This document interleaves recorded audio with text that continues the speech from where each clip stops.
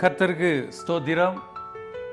இந்த நாளிலும் கர்த்தருடைய வார்த்தை உங்களுக்கு நேராக எதை கொண்டு வருகிறது என்றால், இன்றைக்கு நம்முடைய வாழ்க்கையில் நம்முடைய ஆசீர்வாதங்கள் ஏன் தாமதிக்கிறது, ஏன் நம்முடைய வெற்றி தாமதிக்கிறது, எதனால் கர்த்தர் அதை அனுமதிக்கிறார் என்பதை சுருக்கமாக பார்க்க போகிறோம். இந்த வார்த்தையை நீங்க கேட்டு இந்த வார்த்தையை நீங்க விசுவாசிக்கும் பொழுது கர்த்தர் உங்களுடைய வாழ்க்கையில தடைப்பட்டு இருக்கிற காரியங்கள், நீங்க காத்து கொண்டிருக்கிற காரியங்கள் அத்தனையும் உங்கள் கண் முன்பதாக நிறுத்துவார் என்பதை நான் விசுவாசிக்கிறேன். அல்லேலூயா.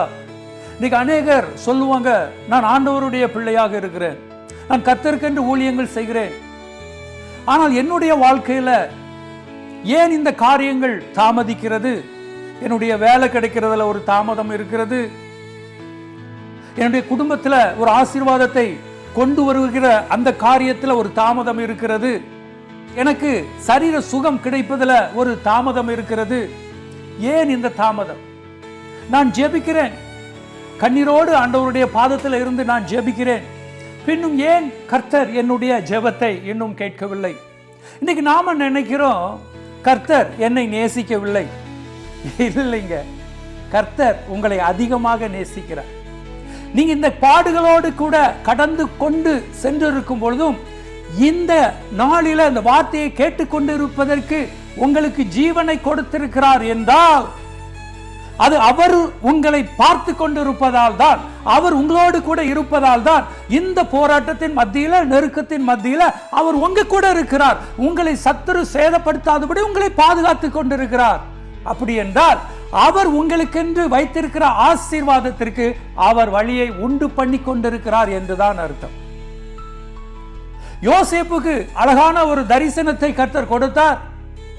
சகோதரர்கள் எல்லாரும் அவனை பணிந்து கொள்வது போல தரிசனம், அவனுடைய தகப்பன் அவனை பணிந்து கொள்வது போல தரிசனங்களை கர்த்தர் கொடுத்தார். பல வர்ண அங்கிகளை உடுத்தினவனாக அவனுடைய வாழ்க்கை ஆசீர்வாதமாகத்தான் இருந்தது. ஆனால் அந்த தரிசனம் நிறைவேறுவதற்கு அவன் பட்ட பாடுகளை நாம் அறிந்திருக்கிறோம். ஏன் அந்த பாடுகளை கர்த்தர் அவனுடைய வாழ்க்கையில் அனுமதித்தார்? அவனுக்கு வைத்திருக்கிற ஆசீர்வாதத்தை அவன் சுதந்திரித்துக் கொள்வதற்கு அவனை பலப்படுத்துகிறார். அதுதாங்க முக்கியம். இன்னைக்கு நம்முடைய வாழ்க்கையில அந்த ஆசீர்வாதம் நம்முடைய கையில கிடைக்கல அப்படின்னா என்ன அர்த்தம் தெரியுமா? கர்த்தர் நம்மை பலப்படுத்தி கொண்டிருக்கிறார். அந்த ஆசீர்வாதத்தை பெற்றுக்கொள்ள கர்த்தர் வேண்டிய ஞானத்தை தந்து கொண்டிருக்கிறார். அந்த ஆசீர்வாதத்தை பெற்றுக்கொள்ள கர்த்தர் என்னை பலப்படுத்தி அந்த ஆசீர்வாதத்தை சத்துரு சேதப்படுத்தாதபடி அதை நம்மை தாங்கிக் கொள்வதற்கு கர்த்தர் நம்மை பலப்படுத்துகிறார். இந்த பலப்படுத்துகிற காலத்துல யோசேப்பு நினைச்சிருப்பான், ஆண்டவர் எனக்கு நல்ல தரிசனத்தை கொடுத்தார், பின்ன ஏன் அந்த அடிமைத்தனத்திற்குள்ளாக கர்த்தர் கொண்டு போனார்? ஆண்டவர் எனக்கு நல்ல தரிசனத்தை கொடுத்தார், பின்ன ஏன் இந்த சிறைச்சாலைக்குள்ள கர்த்தர் கொண்டு போனார்? கர்த்தர் என்ன செய்கிறார்? அவனை பலப்படுத்துகிறார். அல்லேலூயா. ஒரு தேசத்தை ஆள்வதற்கு அவனை பலப்படுத்துகிறார். பல தேசங்களை ரட்சிப்பதற்குரிய அந்த ஞானத்தை அவன் பெற்றுக்கொள்ள, அந்த பலத்தை அவன் பெற்றுக்கொள்ள கர்த்தர் அவனை பலப்படுத்துகிறார். அல்லேலூயா. இந்த கால வேளையிலும் கர்த்தர் உங்களை பலப்படுத்தி கொண்டிருக்கிறார். நீங்க ஒரு விதைய விதைக்கிறீங்க, அந்த விதை உடனே பலன் கொடுத்துருமா? நல்ல குழியை தோண்டி நல்ல மண்ணெல்லாம் மூடி நல்ல உரெல்லாம் போட்டு தண்ணி ஊற்றி கொண்டு இருக்கிறீங்க, அடுத்த நாள் வந்து பாக்குறீங்க அது முளைக்கல, ஒரு வாரம் கழிச்சு பாக்குறீங்க முளைக்கல. ஆனால் நாம நினைக்கிறோம் இந்த செடி இன்னும் முளைக்கவில்லையே அப்படின்னு நாம நினைத்து கொண்டிருக்கும் பொழுது நம்மை அறியாதபடி அந்த செடி என்ன நடக்கிற, அந்த செடிக்குள்ளாக என்ன நடக்கிறது? அந்த விதையிலிருந்து அந்த வேர் கிளம்பி பூமியின் அடியில அது ஆழமாக செல்ல ஆரம்பிக்கிறது. அல்லேலூயா. அது அங்கு பலப்பட்டு கொண்டு இருக்கிறது. அந்த ஆசீர்வாதத்தை வெளியே கொண்டு வருவதற்கு பூமிக்கு அடியில் அது பலப்பட்டு கொண்டு இருக்கிறது. அதுதான் காரியம். இன்னைக்கும் கர்த்தர் உங்களை பலப்படுத்தி கொண்டிருக்கிறார். இந்த பலப்படுத்துகிற காலங்களில் நாம செய்ய வேண்டிய காரியம் என்ன தெரியுமா? நாம முயற்சித்துக் கொண்டிருக்க வேண்டும். நாம கர்த்தருக்குள்ளாக நம்ம அடங்கி இருக்க வேண்டும். கர்த்தருக்குள்ளாக நம்ம பலப்பட்டு கொண்டிருக்க வேண்டும். அதான் வேதம் சொல்கிறது. ரோமர் 8:28 நீங்க வாசித்தீங்கன்னா, அன்றியும் அவருடைய தீர்மானத்தின்படி அழைக்கப்பட்டவர்களாய் தேவனிடத்தில் அன்பு கூறுகிறவர்களுக்கு சகலமும் நன்மைக்கு ஏதுவாக நடக்கிறது. சகலமும் யாருக்கு? தேவனிடத்தில் அன்பு கூறுகிறவர்களுக்கு. கர்த்தரை நம்ம நேசிக்க வேண்டும். கர்த்தர் எனக்கு போராட்டத்தை தருகிறார், கர்த்தர் எனக்கு பிரச்சனை தருகிறார், என்ன ஜெபித்து என்ன பிரயோஜனம்? நோ நோ நோ, அப்படி செய்யவே கூடாது. அவரிடத்தில் அன்பு கூற வேண்டும். அது மாத்திரமல்ல, நம்முடைய காரியங்களில் நம்ம முயற்சி செய்ய வேண்டும். அதுதான் அங்க நம்ம செய்ய வேண்டிய காரியம். நம்ம கர்த்தர் எனக்கு தருவார் என்று சொல்லி வீட்டில் சும்மா இருந்துகிட்டே இருந்தா, நம்ம முயற்சி செய்யாம இருந்தா அங்க ஆசீர்வாதம் நடக்காது. நம்ம கர்த்தரிடத்தில் அன்பு கூற வேண்டும், ஜெபிக்க வேண்டும், வேதம் வாசிக்க வேண்டும். அதே நேரத்தில் நம்முடைய வாழ்க்கையில நம்முடைய கோலை நோக்கி நம்ம முயற்சி செய்ய வேண்டும். அதை அடைவதற்கு நம்ம ஸ்டெப் எடுத்து வைக்க வேண்டும். நம்ம எடுத்து வைக்கதான் கர்த்தர் நமக்கு பாதையை உண்டு பண்ணி கொண்டே போவார். அப்பொழுது நம்ம பலப்பட்டு கொண்டே வருகிற ஒரு சூழ்நிலைக்குள்ளாக நம்ம கடந்து போவோம். அல்லேலூயா. இரண்டாவது, ஏன் இந்த தாமதம் அப்படி என்று பார்த்தால், சில காரியங்கள், சில ஆசீர்வாதத்தை கர்த்தர் நமக்கு கொடுத்துட்டார்னா, என்னுடைய பலத்தால நான் இந்த ஆசீர்வாதத்தை பெற்றுக்கொண்டேன், எனக்கு ஞானம் இருக்கிறது, இந்த ஆசீர்வாதத்தை பெற்றுக்கொண்டேன், எனக்கு படிப்பு இருக்கிறது, இந்த ஆசீர்வாதத்தை நான் பெற்றுக்கொண்டேன், இப்படியாகத்தான் அநேகர் சொல்வார்கள். ஆனால் கர்த்தர் சில தாமதத்தை கொடுத்து அந்த ஆசீர்வாதத்தை அவர்களுக்கு கொடுக்கும் பொழுது நம்முடைய இருதயம் எப்படி கலிகூற வேண்டும்? இதை பெறுவதற்கு நான் தகுதியற்றவன், இந்த ஆசீர்வாதத்தை நான் பெறுவதற்கு தகுதியற்றவன், ஆனால் கர்த்தர் கொடுத்தார். அல்லேலூயா. இப்படியாக கர்த்தருடைய நாமத்திற்கு மகிமை கொண்டு வருவதற்காகத்தான் சில தாமதங்களை கர்த்தர் உண்டு பண்ணுகிறார். பாருங்க, லாசருவை பாருங்க. லாசரு கர்த்தரிடத்தில் அன்பு கூர்ந்த ஒரு தேவ மனிதன் தான். ஆனால் அவனுடைய வாழ்க்கையில பாருங்க, அவன் சுகவீனமாக இருக்கும் பொழுது கர்த்தர் ஓடோடி, இயேசப்பா ஓடோடி வந்தாரா? இல்ல, தாமதித்தார். அவன் மரித்து போனான், ஓடோடி வந்தாரா? இல்ல, அவர் தாமதித்தார். 4 நாட்கள் ஆயிருச்சு.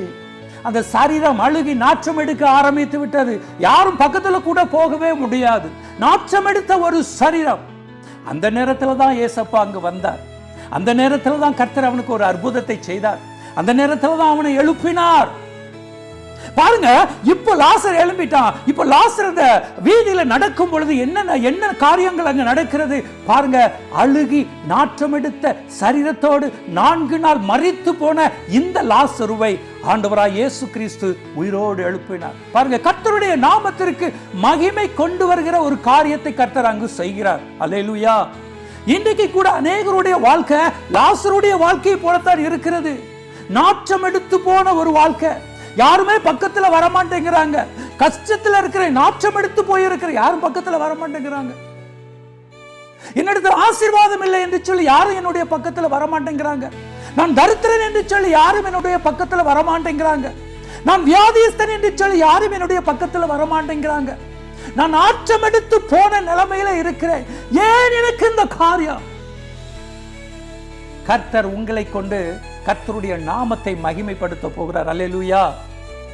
இந்த கால வேளையில நீங்க இந்த வார்த்தையை நீங்க விசுவாசிக்கும் பொழுது, இந்த வார்த்தை உங்களுக்குள்ளாக பலன் கொள்ளும் பொழுது, என்னுடைய வாழ்க்கை முழுவதும் ஆண்டவருக்காக வாழ்வேன் என்று சொல்லி நீங்க தீர்மானம் எடுக்கும் பொழுது, கர்த்தர் உங்களுடைய வாழ்க்கையில பெரிய காரியங்களை செய்ய போகிறார். அல்லேலூயா.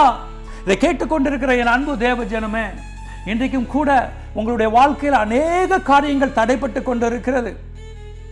ஒரு பிள்ளைக்காக நீங்க காத்திருக்கிறீங்க, பல வருஷங்கள் ஆகிவிட்டது, தடைப்பட்டு கொண்டிருக்கிறது. ஒரு வியாபாரத்திற்காக காத்து கொண்டிருக்கிறீங்க, பல வருஷங்கள் உருண்டோடி போய்விட்டது, தாமதித்து கொண்டிருக்கிறது.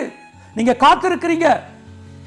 ஒரு வேலைக்காக நீங்க காத்திருக்கிறீங்க, பல வருஷங்கள் யாருமே உங்களுடைய பக்கத்தில் வர மறுக்கிறார்கள். யாருமே உங்களை நேசிக்க மறுக்கிறார்கள். இவன் தரித்திரன், ஆசீர்வாதம் பெற்ற ஒரு வாழ்க்கை அல்ல. இவனிடத்துல போனா நாமளும் தரித்திரனா ஆகிவிடுவோம். இல்லை, இவனிடத்துல போனா இவன் நம்ம கிட்ட உதவி கேட்பான். இப்படி அநேகர் ஒதுங்கி கொண்டிருக்கலாம். நாற்றம் எடுத்து, அதாவது லாசருடைய வாழ்க்கையில நாற்றம் எடுத்து போன நிலைமையில இருந்தது போல உங்களுடைய வாழ்க்கையில இருக்கலாம். இந்த வார்த்தையை கேட்டுக்கொண்டிருக்கும் பொழுது கர்த்தர் உங்களுடைய வாழ்க்கையில அற்புதத்தை செய்ய போகிறார். அல்லேலூயா. கலங்காதீங்க. உங்களுடைய கண்ணீர் ஒரு நாளும் வீணாகி போவதில்லை. நீங்க சொல்லுவீங்க, என்னை பலப்படுத்துகிற இயேசு கிறிஸ்துவினால் எல்லாவற்றையும் செய்ய எனக்கு பலன் உண்டு என்று நீங்க சொல்ல போறீங்க. இந்த வார்த்தையை நீங்க விசுவாசிக்கும் பொழுது கலங்காதீங்க. உங்களுடைய கண்ணீர் ஒரு நாளும் வீணாகி போகாது. உங்களுடைய கண்ணீர் ஒரு நாளும் வீணாகி போகாது. இயேசு கிறிஸ்துவின் நாமத்தினால நான் சொல்லுகிறேன், உங்களுடைய கண்ணீர் ஒரு நாளும் வீணாகி போகாது. உங்களுடைய காத்திருப்பு ஒரு நாளும் வீணாகி போகாது. கர்த்தர் உங்களுக்கு என்று பாதைகளை சேவைப்படுத்தி விட்டார். நீங்க விசுவாசத்துல பலன் கொண்டு நிற்கும் பொழுது கர்த்தர் உங்களுக்கு என்று வைத்திருக்கிற ஆசீர்வாதங்களை இயேசுவின் நாமத்தினால திறக்க போகிறார். அல்லேலூயா. அந்த ஆசீர்வாதத்தை நீங்க பெற்றுக்கொண்டு கர்த்தருடைய நாமத்தின் மகிமைக்காக நீங்க வாழ போறீங்க. அந்த ஆசீர்வாதத்தை பெற்றுக்கொண்ட பிறகு ஒரு நாளும் நீங்க நினைக்காதீங்க, என்னுடைய ஞானத்தினால், என்னுடைய பலத்தினால, என்னுடைய உற்றார் உறவினர்களினால நான் பெற்றுக்கொண்டேன் என்று மாத்திரம் நினைக்காதீங்க. இல்லைங்க, கர்த்தருடைய கரம் உங்கள் மேல இருந்தது. கர்த்தருடைய கரம் உங்களுடைய வாழ்க்கையை ஆசீர்வதித்தது. அதனால தான் இந்த ஆசீர்வாதத்தை நீங்க பெற்றுக்கொண்டீர்கள் என்பதை காலம் முழுவதும் மறக்காதபடி நீங்க வாழும் பொழுது கர்த்தர் உங்களோடு கூட இருந்து அந்த ஆசீர்வாதத்தை உங்கள் வாழ்நாள் முழுவதும் நீங்க சுதந்திரித்துக் கொள்ளும்படியாக கர்த்தர் உங்களை ஆசீர்வதித்து உங்களை பலப்படுத்துவார். ஆமென், ஆமென்.